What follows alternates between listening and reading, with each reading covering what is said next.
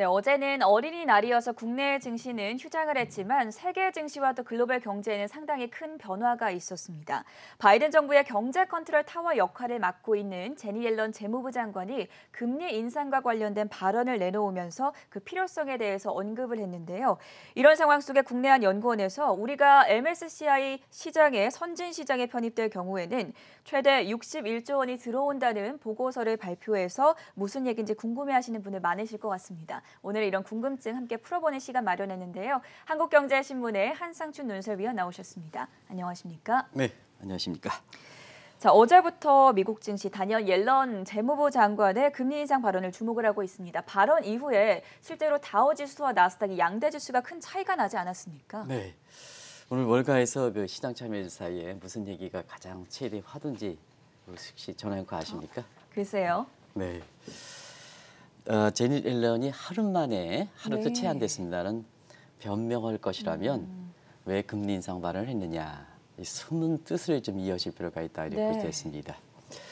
제니 옐런은 사실 되게 신중한 사람입니다. 그렇죠. 하버드 교수로 하시고 앤리스 위원장도 하시고 다 가장 잘 아는 페드의 의장도 하시고 그다음에 제니 옐런 재무장관도 하면서 지금 바이든 정부의 컨트롤 타워를 이렇게 맡고 있습니다. 그리고 백악관도 전폭적으로 제니 옐런의 입장을 두드러놓는 상황이다. 금리 인상 발언 이후에 그런 상황입니다. 공교롭게도 개인 얘기해서 죄송합니다는 사실 트럼프 정부 때 제니 옐런이 파월에 교체될 무렵에 제가 미국의 개인적 연구로 인해서 매사추세츠 주립대학에 이렇게 제니 옐런이 와서 학생들 대상으로 강연했던 내용을 우연히 들은 적이 있습니다. 그 인상을 보면 굉장히 신중한 사람입니다. 그래서 시청자 여러분 하루 만에 이렇게 변명할 거라면 누구보다도 페드의 의장으로서 페드의 1913년 이후에 사실 이렇게 그 정책 중립성, 독립성 그리고 재무장관이 사실 그 페드의 의장에 대해서 통화 정책에서 얘기하지 않는 관행을 깨는 이 발언은 사실 해명 자체로서 시장에 이렇게 해석되지 않는다 하는 것을 말씀드리겠습니다. 우리도 하루 만에 이렇게 입장이 변경되면 아마 시청자 여러분도 나지를 겪을 겁니다. 그런 측면에서 이 문제는 우리가 테이퍼링은 스멀스멀 다가온다 하는 이 표현입니다는 또 지난주에 버크스 해서웨이 총회에서도 네. 워렌 버핏이 인플레는 다가오고 있다 하는 그 얘기가 굉장히 시장에 많은 영향을 미쳤죠. 그런 각도 같이 보실 필요가 있다는 걸 말씀드리겠습니다. 자, 이틀 동안의 금리 인상 발언 이후에 이틀 동안의 다우와 나스닥 지수를 좀 보겠습니다. 다우 지수 120포인트 올랐습니다. 나스닥은 310포인트 넘게 급락했습니다. 금리 인상은 반드시 나쁜 것만 아닙니다. 왜냐하면 경기가 그만큼 과열되고 있다는 얘기이기 때문에. 그러나 작년에 사실 실적이 받쳐주지 않은 상태에서 저금리에서 미래 잠재 가치를 높였던 할인율에 해당되는 것이 금리인데요. 작년에 낮기 때문에 미래 잠재 가치가 굉장히 높았던 것이 대형 기술주들 아니겠습니까? 이게 작년에 많이 올랐었고 근데 이 할인율 부담이 커지게 된다는 얘기입니다. 그러면 대형 기술주들은 안 좋게 되는 거죠. 그래서 금리 인상이 사실 경기 민감주에는 호재가 되는 거고 대형 기술주에는 악재가 되는 거다 하는 것을 말씀드리겠습니다. 경기는 좋아지고 있죠. 백신 보급도 이렇게 빨라지고 있죠. 뉴욕도 제가 경기가 좀 부러웠던 장면은 사실 당초 예상보다 빨리 뉴욕의 영업 활동이 재개되면서 오늘 한국경제신문의 앞에 일면 톱에 사진 기사를 한번 보겠습니다. 네. 술집에서 펍에서 다시 술을 드시는 제가 코로나에 의해서 어려움을 겪었기 때문에 그냥 먹는이 아니고 드시는 네. 이런 사람들의 어떤 장면을 보면서 1년 동안의 격세지감 이렇게 되는데요. 그러면 통화 정책도 변경해야 되는 거 아니겠습니까? 그런 각도에서 이어질 필요가 있다는 걸 말씀드리겠습니다. 그런 각도에서 한국경제TV에서 올해 들어서 한국 주식은 리스크 관리해라. 그리고 미국은 대형 기술주가 아니라 경기 민감주다 하는 이 얘기를 연초에 많은 그 유튜브에 많이 나와서 한국 증시의 낙관론을 얘기했던 뭐 3,600, 4,000 부르는 사람들 이렇게 있었습니다는 이런 분들한테 사실 굉장히 그때 당시에 항의도 많이 받았습니다. 네, 결과를 이렇게 본다면 바이든 정부가 투자 여건에서 큰 차이가 났기 때문에 이때를 기준으로 한다면 코스피가 1%뿐이 안 올랐고요. 그다음에 다우지수는 11% 정도 올랐습니다. 그리고 이때 당시 원달러 환율이 1082원이었습니다. 우리 환율이 1120원대에 가고 있습니다. 환차익이 4% 났습니다. 이건 불과 3개월 만에 한국 주식의 증시 낙관론을 떠들었던 한국 주식 낙관론을 떠들었던 사람들의 얘기와 그다음에 한국경제TV에 이렇게 그 미국의 경기 민감들을 담았을 때 네. 수익률 격차가 얼만큼 차이나 불과 3개월 사이에 한국 주식은 1%, 그다음에 미국 주식 환차익을 감안하면 15% 정도가 나왔습니다. 네. 그래서 시청자 여러분 큰 그림부터 보실 필요가 있다. 세계는 하나입니다. 큰 그림부터 보실 필요가 있다 하는 것을 꼭 좀 말씀드리겠습니다. 미국의 양대 경제 수장이죠. 제니 옐런 재무부 장관과 제롬 파월 연준 의장이 고용 문제에 이어서 이번에는 금리 인상 문제에 대해서 확연한 온도차를 보이고 있지 않습니까? 우리가 이제 미국의 금리 인상도 테이퍼링이니까 네. 테이퍼링에 대해서 항상 얘기가 나올 때 테이퍼링이 완화됐습니다. 이렇게 얘기하는 시각에 달리 네. 경기가 호복되면 항상 테이퍼링은 다가오는 겁니다 하는 이런 말씀을 드렸습니다. 통화정책이라는 게 그렇지 않습니까? 생물인 이렇게 경제 여건이 바뀌면 거기에 네. 맞게끔 정책이 변해야죠. 1년 전의 모습을 자 주가가 내가 예측했다고 해서 이렇게 쭉 해서 그거 막기 위해서 금융 완화를 계속해서 해야 된다 이런 쪽으로 해석하면 안 되는 거죠. 그래서 순리대로 해석하면 됩니다. 순리대로 몸은 지금 이렇게 몸은 이렇게 지금 좋아지고 있는데 연일 파월 의장도 몸은 좋아지는 거, 미국 경제 몸은 좋아진다는 거 아니겠습니까? 근데 작년 1년 전에 아주 만성병이 걸리고 아주 급병할 때 그때 치료약을 계속해서 오면 부작용이 나오는 거 아니겠습니까? 이런 쪽에서 한번 시청자분이 그냥 경제는 순리대로 해석하면 됩니다. 내가 예측한데 막기 위해서 그걸 무리하게 해석하다 보니까 이와 같은 이런 모습이 나온다 이렇게 됐습니다. 경제는 커먼센스 아니겠습니까? 상식입니다. 상식이기 때문에 상식대로 했으면 되지 않냐 생각합니다. 그런 각도에서 금리 인상 문제 이런 문제가 많이 뉘앙스를 해서 왜 하루 만에 변명할 거면 그 제닛 앨런 장관이 그렇게 훌륭하신 분이 하루 만에 변명, 본인의 신뢰도 떨어지는 문제가 되는데 그렇죠. 왜 이렇게 얘기할까 하는 이 측면이 단순히 원론적인 측면인가 그렇지 않다는 얘기입니다. 한번 보겠습니다. 우리가 보면 지금 통화정책에서 물가가 안정돼 있으니까 고용 문제가 굉장히 중요했죠. 고용 문제에서는 확연히 차이가 있었지 않습니까? 그래서 파월 의장은 고용이 불안하다, 금융 완화 정책은 2023년까지 추진한다 이렇게 얘기하죠. 근데 앨런 의장은 사실 고용 문제에 대해서는 일자리 창출에 부음이 있습니다. 내년에 완전 고용이 달성합니다. 그러면 우리가 통화 정책에는 프리엠프트 선제성을 갖고 있기 때문에 네. 이 심스 그랭거 테스팅의 커저리 테스팅 보면 미국의 그 통화 정책은 지금 통화 정책은 9개월 내지는 1년으로 감안하는 겁니다. 지금 금리를 변경하면 지금 경제상에 바로 직접적으로 영향을 미치는 게 아니라 9개월 후 12개월 후 하기 때문에 그때의 상황을 감안한다면 자 내년에 완전공이 달성한다. 그러면 거기서부터 9개월, 1년 정도를 이렇게 빼면 그 앞서가면 선제성이니까 네. 앞서가면 지금 시점에서 당연히 금리 인상 문제에 대해서 얘기 나올 수가 있는 거죠. 그래서 하루 만에 변명할 거를 왜 이렇게 했느냐 이거에 대해서 월가에서 최대 화두가 되면서 사실 시장에 나스닥이라든가 이런 측면에서 그렇게 크게 반영하지 네. 않는 거다 하는 걸 말씀드리겠습니다. 그래서 우리가 이 방송을 통해서도 조만간 테이퍼링 문제는 시청자 여러분 감안하셔야 됩니다. 특이하게 예측력이 높은 게 아니라 자 내가 아주 몸이 아팠다가 극약 처방을 했는데 지금 건전해 됐으니까 그 약을 계속해서 처방하는 거는 오히려 몸을 상하게 하는 겁니다. 내 몸에 건강하게 하니까 그에 맞춰서 약을 또 변경해 줘야죠. 네. 그래서 지금 상태에서는 그런 각도로 인식하실 필요가 있다 이렇게 보겠습니다. 자 그러다 보니까 지금 시장에 한번 보겠습니다. 이틀간에 우리가 모습에서 보면 나스닥이 310포인트 오늘만 가지고 얘기하면 안 되고요.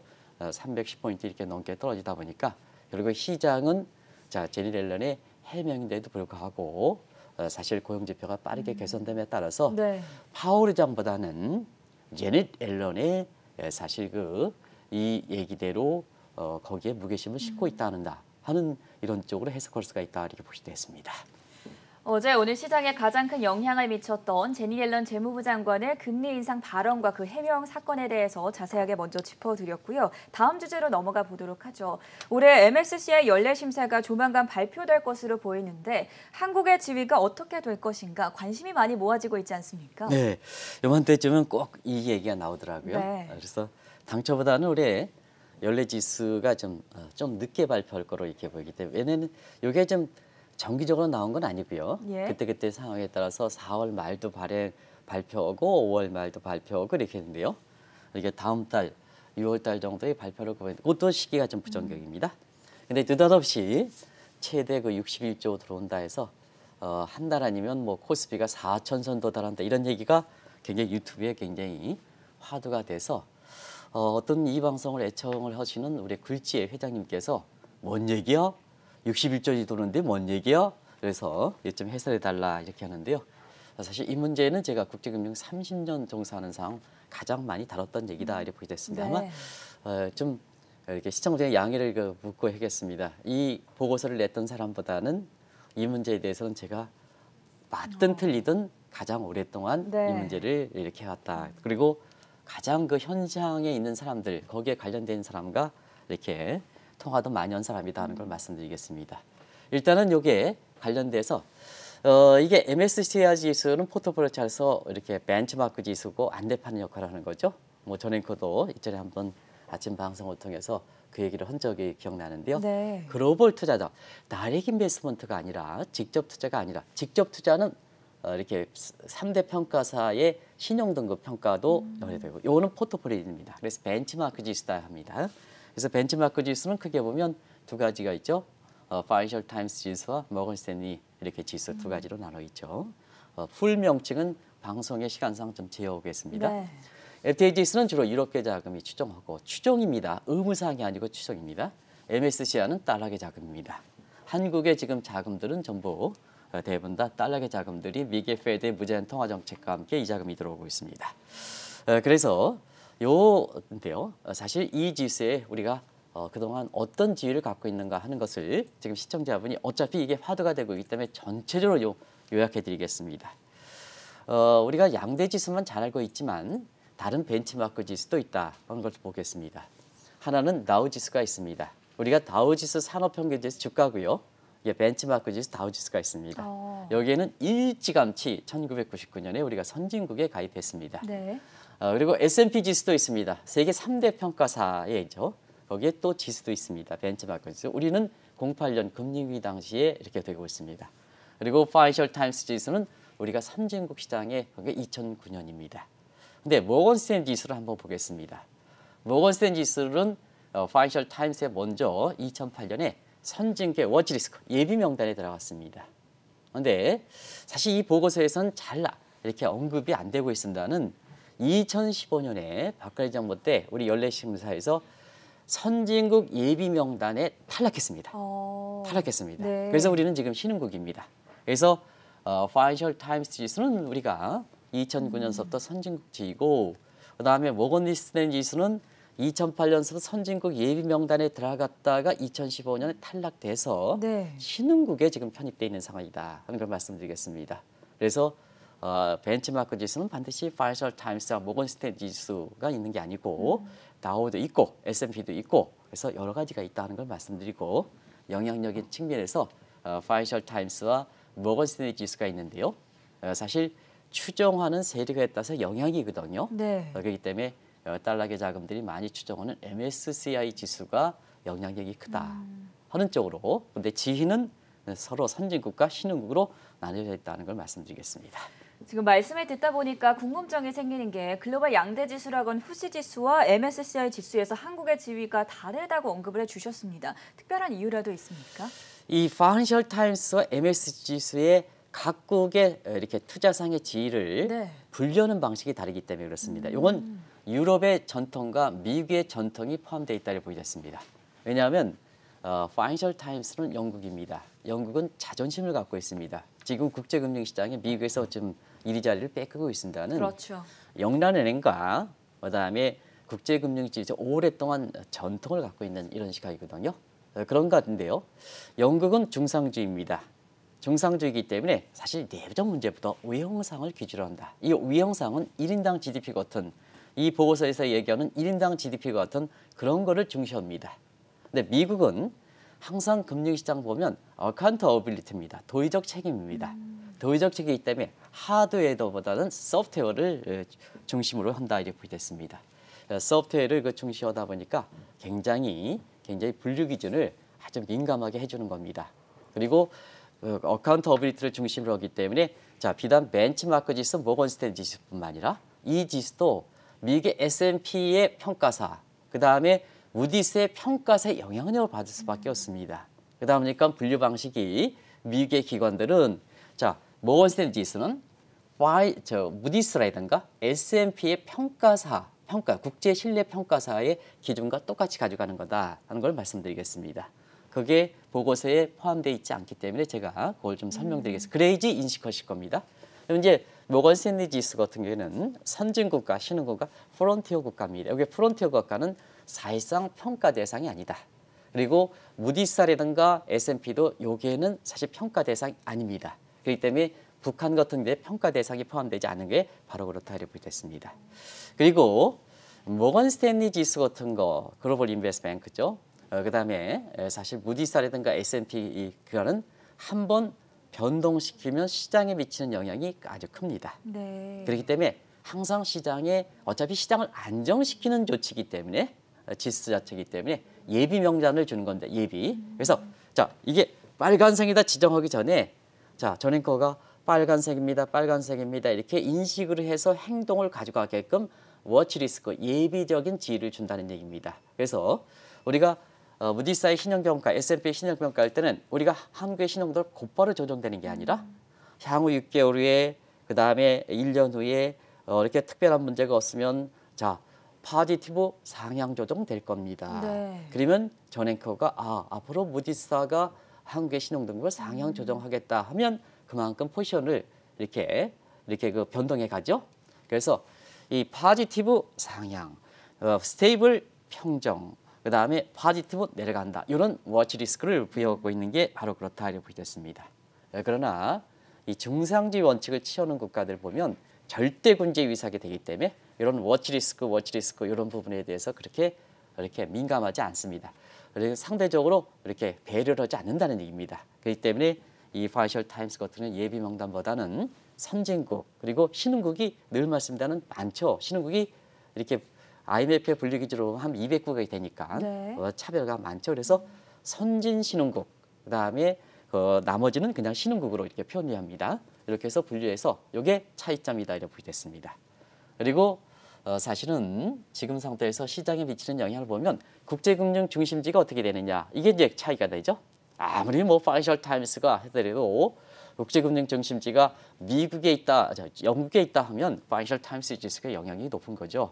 근데 지금은 국제금융 중심지가 미국에 있기 때문에 미국의 그 평가 기업은 유럽의 피치사보다도 무디스라든가 S&P의 영향력이 높은 거고 그다음에 벤치마크 지수에서도 파이셜 타임스가 못나서 그런 게 아니고 여기 추정하는 자금들이 많기 때문에 파이셜 타임스가 영향력이 높은 거다 이렇게 보게 됐습니다. 자 그러면 이런 부분에 대해서 지수 자체의 의미를 아셨을 겁니다. 그러면 이제 파이셜 타임스는 2009년서부터 선진국이고 MSCI는 우리가 2015년에 선진국 예비 명단에 탈락했을까 하는 측면은 나중에 말씀드리겠으면 파이셜 타임스 1인당 GDP 같은 하드웨어를 중시하는 거고 네. 그다음에 먹었을 때 소프트웨어를 중시한다. 자 한상춘이가 뭐냐? 한상춘이 이렇게 못났지만 저 속에는 진짜 좋은 내용이 있느냐 없느냐? 친이가 뭐냐? 예를 들어서 한국의 정부가 이게 빨갛다 하더라도 자 예를 들어서 외국인들이 선호한다 하더라도 실제로 외국인이 선호하느냐 마음속은 진짜 마음속은 어떠냐? 여기 이제 미필적 고의라는데요. 마음속은 외국인을 좋아한다, 우대한다 하면서 실제 행동은 어떻게 하느냐? 요걸 중시한다는 얘기입니다. 네. 그래서 피부적으로 느끼는 상황을 중시한다는 얘기입니다. 이게 소프트웨어인데요. 요걸 중시하기 때문에 자 그러면 시청자분이 왜 파이셜 타임스 우리 인당 GDP가 세계에서 메디 이렇게 가면 당연히 선진국이 되는 거고 그다음에 우리가 보면 외형상 전부 여건이 세계 10인데 자 우리가 보면 그 국제적으로 보면 국제 경쟁력 지수라는 나보스의 그 경쟁력 보고를 보면 항상 문제가 우리가 서브트의 측면에서 경쟁력이 떨어지는 문제가 아니겠습니까? 이런 분담은 후진국이 되는 거, 신흥국이 되는 거다 이렇게 네. 됐습니다. 그런 차이가 있다는 걸 말씀드리겠습니다. 그렇다면 우리 입장에서는 선진국 편입에 앞서서 우선은 와치리스트인 선진국 예비 명단에 다시 들어가야 할 텐데요. 가능성은 얼마나 보십니까? 제가 이제 깜짝 놀란 게 네. 선진국 시장으로 들어간다면 이렇게 나왔는데요. 우리가 가야 될 방향이 있죠. 우리는 지금 신흥국입니다. 네. 신흥국에 들어가면 선진국 시장에 바로 뛰어오르는 게 아니라 선진국 예비 명단부터 들어가야죠. 차근차근 가야 차근차근 한다. 가야죠. 가끔 가야죠. 그런 과정에서 한번 그런 점을 좀 인식하실 필요가 있다는 걸 말씀드리고요.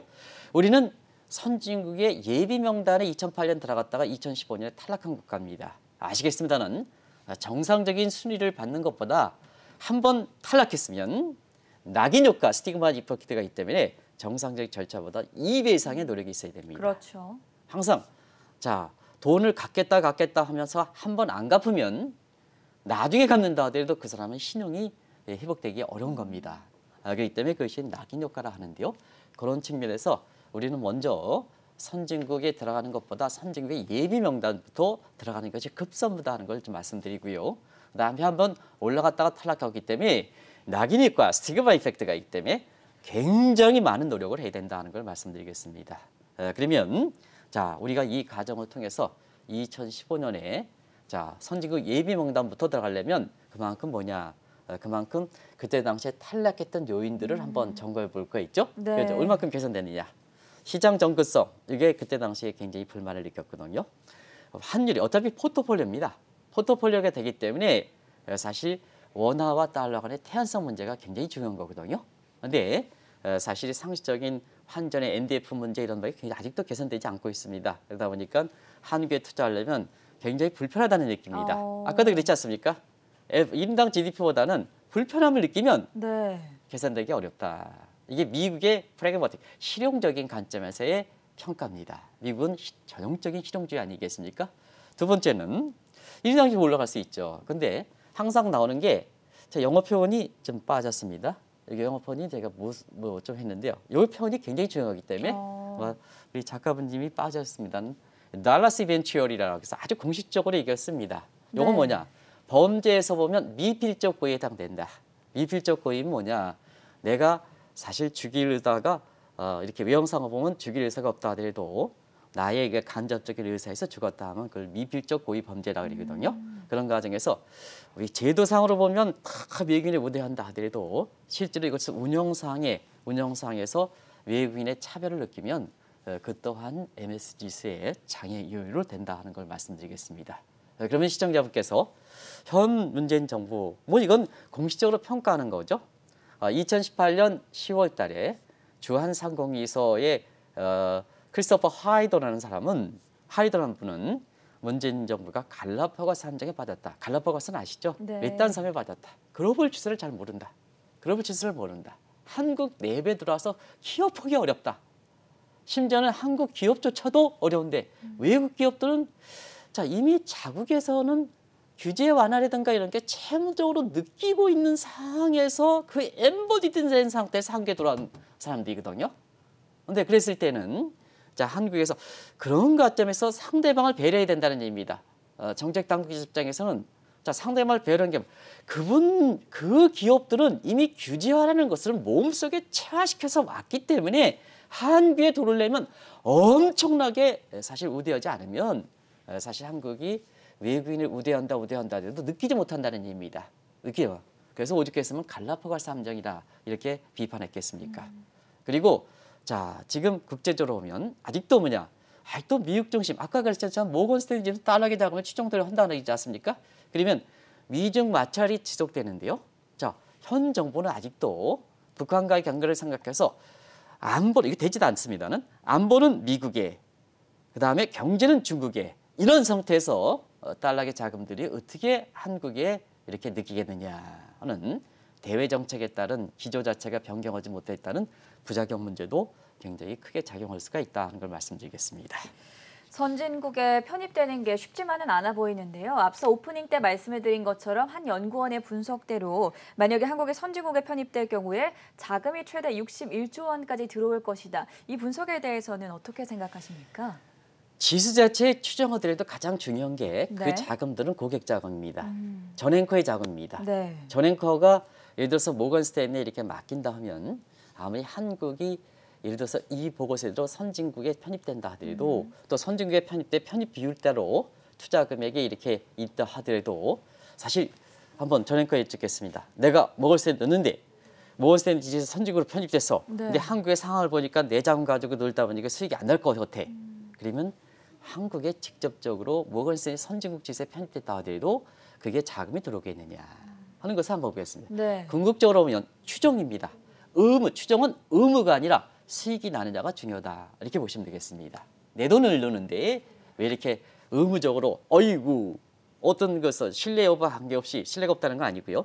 자, 신뢰 여부와 관계없이 편입되는데 반드시 뭐냐 그 편입 비율로 간다. 이건 잘못된 거죠.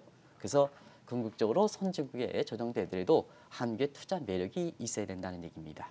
그리고 코로나 이후에 지수 추정하는 세력도 많이 약화됐죠. 왜 그러냐면 대부분 다 지금 우리 이렇게 보더라도 코로나 이후에 개인 투자 비중이 월등히 높아졌지 않습니까? 그렇죠. 그리고 펀드 자체가 자꾸 이게 개인 투자가 비중에서 미국도 그렇고 게임스톱발 뭐 이렇게 사태도 있습니다는 자꾸 전통적으로 이렇게 펀드들이 이제는 깨지는 상황, 누구에 의해서 개인 투자가 해서 깨지는 상황이 발생하고 있는 이런 상태 아니겠습니까?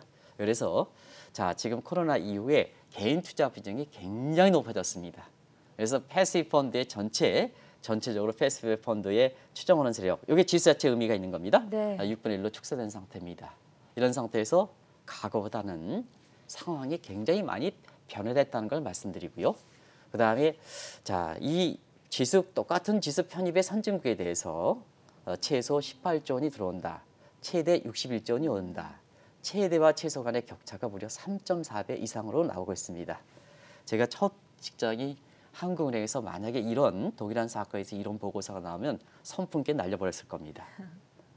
최소 18조에서 최대 61조, 최소와 최대 간의 사실 차이가 너무 크죠. 네. 너무 크죠. 이런 측면에서 한번 시청자분이 이렇게 한번 우리 현명하시기 때문에 한번 바라보실 필요가 있다 하는 것을 말씀드리겠습니다. 여기서 또 중요한 부분이 외국인들이 과연 한국 증시에 투자할 만한 이유가 있는지를 살펴봐야 할 텐데요. MSCI 지수가 달러계 자금을 주로 추종하니까 미국 상황과 함께 좀 비교를 해주시죠. 네, 사실은 한번 보겠습니다. 네. 우리가 이제 중국의 에이즈 편입할 때가 2019년입니다. 그때 상황을 잠시 한번 볼게요. 그 네. 자막을 한번 그게 설명이 좀 늦어가지고 다음으로 넘어갔기 때문에 그걸 좀 말씀드리고 하겠습니다. 2019년에 중국이 에이즈 편입됐죠. 에이즈 편입 같은 신흥국에 에이즈 편입되니까 뭐가는 우리가 신흥국이고 미국도 중국도 이제 신흥국 편입 에이즈에 편입되니까 자 그때 당시에 대부분 국내 그때는 일부 증권 아니었어요. 대부분 국내 장수가 한국에서 증시가 이탈돼서 외국인 자금이 사실 12조 이탈됩니다. 이렇게 네. 아주 지수대로 했습니다. 근데 실제로 뭐냐? 실제로 그때 당시에 2조 원도 이탈되지 않았습니다. 전형적으로 지수 자체만 생각하는 이런 것이 사실 그렇게 되는데요. 사실 전형적으로 마이클 피시 현상이 된다. 이때 시청자 여러분 기억나실지 모르겠습니다. 이때 국내 증시가 좀 어렸었거든요.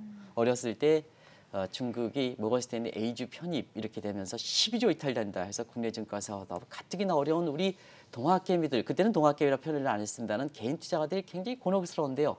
이 12조 이탈된다. 국내 증시 폭락한다. 근데 실제로 2조 원뿐이 안 이탈됐거든요.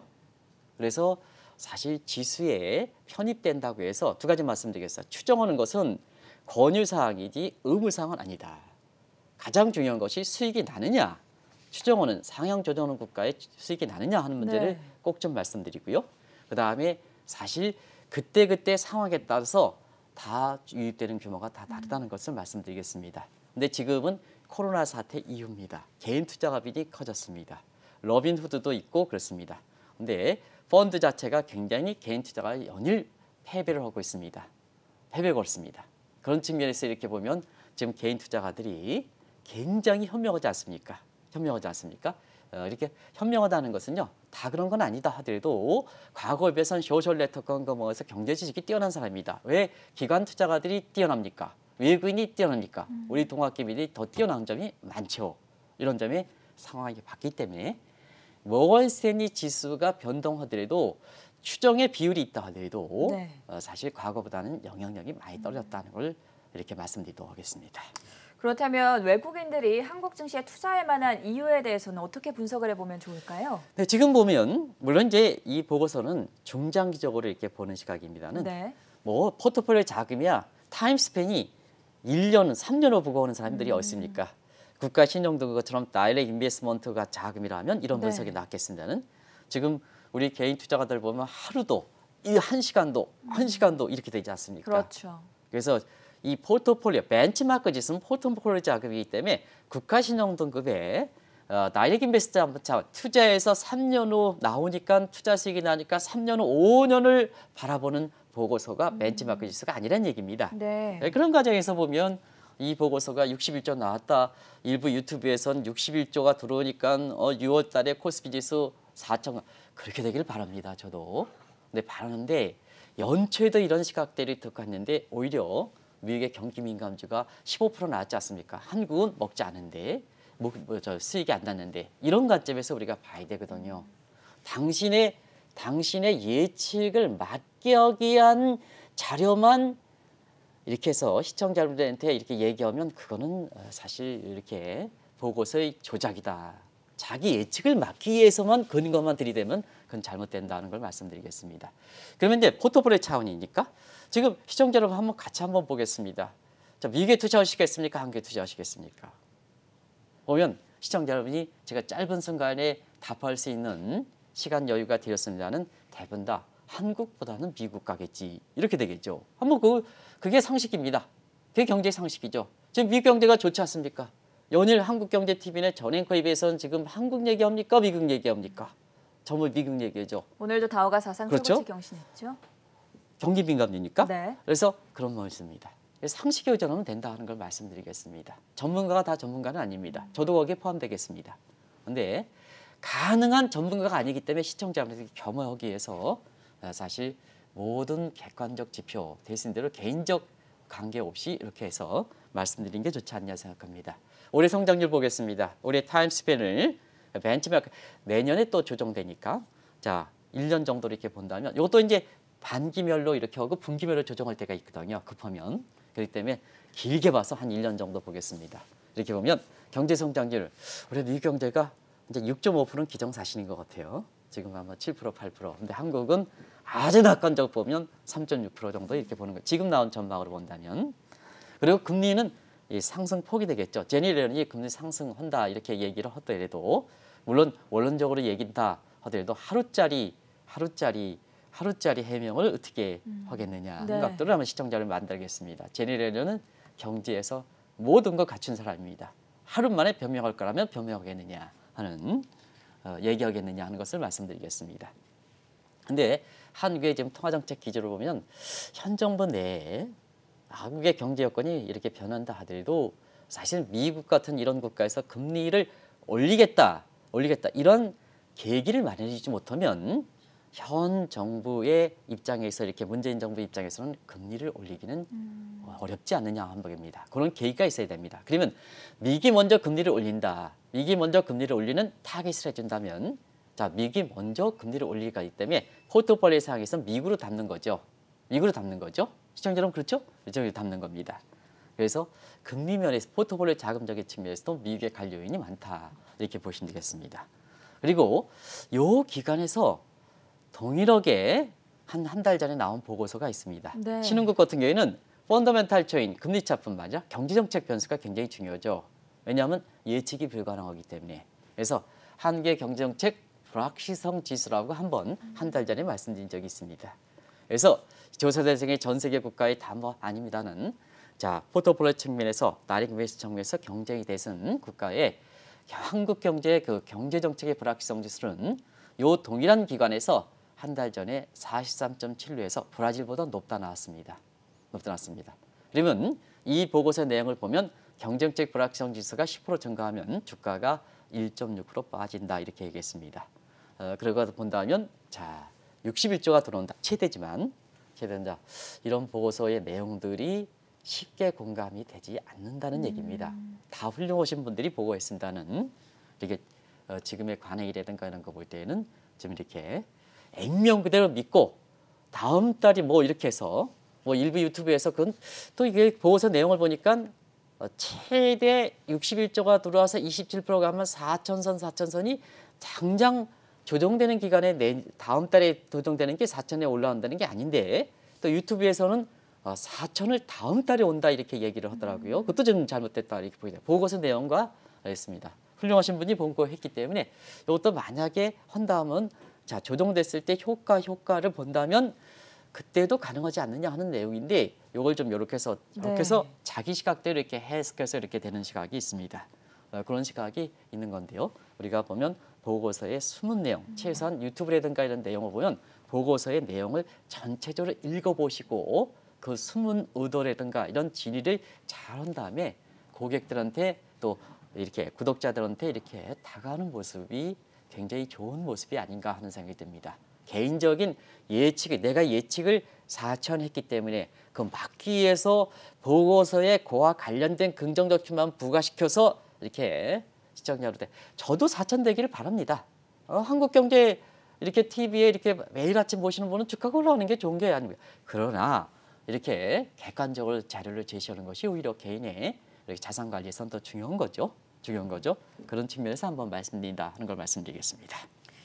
MSCI의 올해 정례 심사에서도 우리보다는 중국이 어떻게 될 것인가에 대해서도 관심이 더 모아지고 있는데요. 중국이 상향 편입될 가능성은 얼마나 보십니까?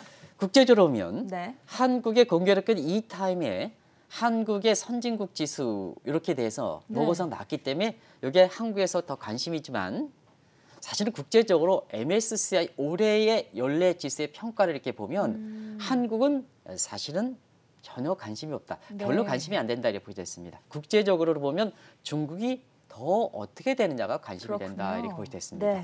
그래서 한국의 보고서가 나왔기 때문에 지금 연일 이렇게 이 문제에 대해서 이렇게 얘기하지만 요 연례 평가에 대해서 국제적 시각은 요것도 이제 중요한 거예요. 오히려 한국보다는 중국 쪽에 관심이 돼 있다 이렇게 보여졌습니다. 중국 또다시 올라가려고 하죠. 또다시 올라가려는데요. 왜 때냐면요. WTO 보고서 2011년에 WTO 가입하고요. 비시장 경제 지위를 이 시장 경제 지위를 받아야 WTO 가입과 함께 효과가 극대화되는데 외톨이가 됐거든요. 한때는 가입시켜놓고 한때는 비시장 경제거든요. 그래서 이것을 끌어올려서 시장 경제 지위를 받아야 글로벌의 일원으로서 정확하게 정멤버가 된다 이렇게 보시면 되겠습니다. 그래서 자꾸 2015년에 SDR 편입하는 거고 그렇게 노력했다. 위안화 국제화도 디지털 위안화도 그런 차원이다. 이렇게 이제 보시면 되겠습니다. 근데 사실은 그 2017년서부터 이렇게 나왔습니다는 트럼프와 마찰 때문에 잘 안 되는 거거든요. 근데 바이든은 중국과의 마찰 문제에서는 위구르의 인권 문제, 아까 어카터블이라고 했습니다.